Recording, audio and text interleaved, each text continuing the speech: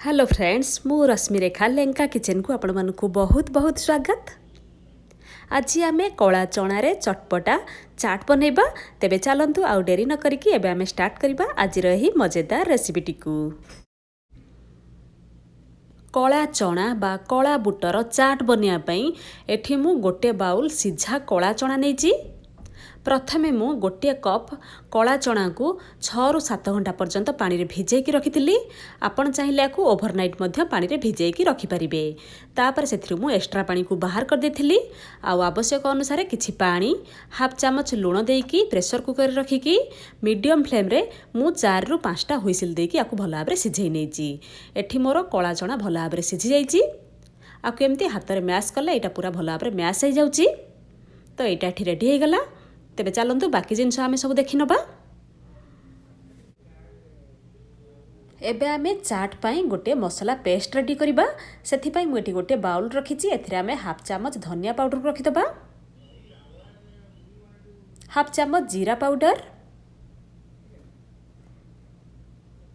Half चामच रु टिके कम गरम मसाला पाउडर, हाफ चामच रेड चिली पाउडर। आपण जेतिक राग खाइबे सेही हिसाब रे लंका गुंड ऐड करिवे। तापर आकु आमे टिके मिसेई नबा। एबे एथिरे आमे 3 रु 4 चामच पानी ऐड कर दबा। एथिरे बेसी पानी ऐड करिवे नाही।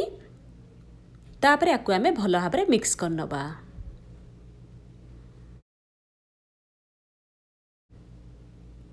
देखंतु आकु आमे भलो भाबरे मिक्स कर देले। तो एठी हमर मसाला पेस्ट पूरा पूरी रेडी हे गला।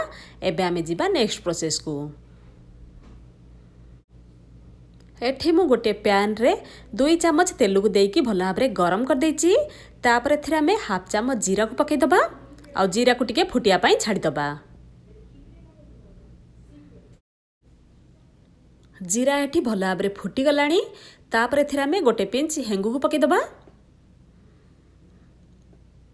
तापर एठी मु खंडे अदा को छेचिकी नेची। एथिरे आमे अदा छेचा को पके दबा। वर्तमान आकु आमे लो फ्लेम रखिकी अदा छेचा को टिके भाजी नबा। देखंतु एठी हमर अदा छेचा टिके भाजी ही गलानी। तापर एथिरे आमे जो मसाला पेस्ट प्रस्तुत करके रखिथिले ताकु एथिरे आमे देई नबा। तो वर्तमान आकु आमे लो फ्लेम रखिकी एही मसाला पेस्ट को आ गोटे मिनिट पई टिके कसी नबा।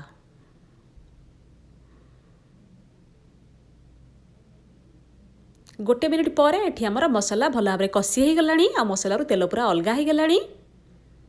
तापर आकु आमे थरे भला भाबरे गोळेई नबा। तो एबे एथिरे आमे जो कला चना सिझेकी रखिथिले ताकु आमे ऐड कर नबा।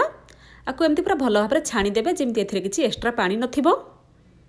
तापर एठी मु गोटे आलू को सिझेकी एमती छोट छोट खंड करी काटिकी नेछि। एथिरे आमे सिझा आलू को पके दबा। सिझा आलू एठी ऑप्शनल अछि। तापर एथिरे आमे स्वाद अनुसार टिके लूण पके दबा। कला चना को सिझेला बेले लूण पकैथिले तेणु करी लूण एठी देखिकी पकेबे। एही सब जिनस को आमे लो फ्लेम रखिकी भलो भाबरे मिक्स करी करिकी 2 रु 3 मिनिट पाई कुक करिबा। 3 मिनिट हे गलानी। कला चना आउ आलू एठी मसाला सहित भलो भाबरे कुक हे जाईची। मसालार गोटे लेयर पूरा चना आउ आलू ऊपर भलो भाबरे कोट हे गलानी। तो एटा एबे हेई गला। तो एबे आमे कुकटॉप को ऑफ कर दबा। आ एही सब जिनस को आमे गोटे बाउल को ट्रांसफर कर नबा। देखंतु फ्रेंड्स मु आकु गोटे बाउल भीतर रखि देछि। तो एबे एथिरे आमे बाकी जिनस सब गोटी गोटी करी पकै नबा। प्रथमे एठी मु गोटे पियाज को छोट छोट करी काटिकी नेछि। एथिरे आमे कटा पियाज को पकै दबा। गोटे काकुड़ी को एमती छोट छोट करी काटिकी नेछि। एथिरे आमे काकुड़ी को पकै दबा। कटा टमाटो पकेबा। एही सब जिनसर क्वांटिटी आपण एठी आपणकर टेस्ट अनुसार ऐड करंतु। कंचा लंका पकेबा। आपण जेतिक राग खाइबे सेही हिसाब रे कंचा लंका पकांतु। कटा हेतिबा धनिया पत्र किछि पकै नबा। तापर एथिरे आमे अल्प टिके लूण पकेबा। आगुरे आमे कला चना को सिझेला बेले लूण पकेइथिले आ चना को भाजिला बेले लूण पकेइथिले तेणु करी लूण देखिकी पकांतु। आ एथिरे आमे अल्प टिके ब्लैक सॉल्ट पकेबा। हाफ चामच टिके कम चाट मसाला पकेबा।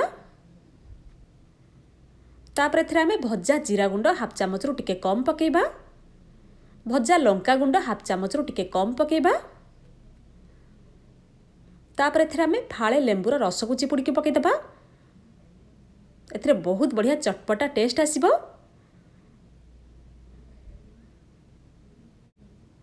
सबु जिनस को एथिरे आमे पकई नेले तापर एबाकू आमे भल भाबरे मिक्स करनबा।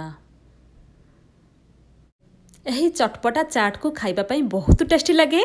तो आपण माने यही प्रोसेस रे घरे निश्चित थरे ट्राई करबे, आपण मानकू बहुत भल लागिबो। आ केमिति लागिला आपण मते कमेंट करके जणैबे। देखंतु फ्रेंड्स ये एबे भल भाबरे मिक्स हे गला। तो एबे हमर कला चना चाट बा कला बुट चाट बिल्कुल रेडी हे गला। देखंतु एटा केते सुंदर देखा जाउची आ खाइबा को मते बहुत टेस्टी लगे। तो एठी आमर कला चना चाट रेडी हो गला। मुता ऊपर टिके सेव पकेगी गार्निशिंग कर नेची। तो जदि आपण मानकू मोर आजिर रेसिपीटी भल लागिबो ताहाले वीडियो को लाइक करंतु, शेयर करंतु, चैनल को सब्सक्राइब करंतु। Thank you.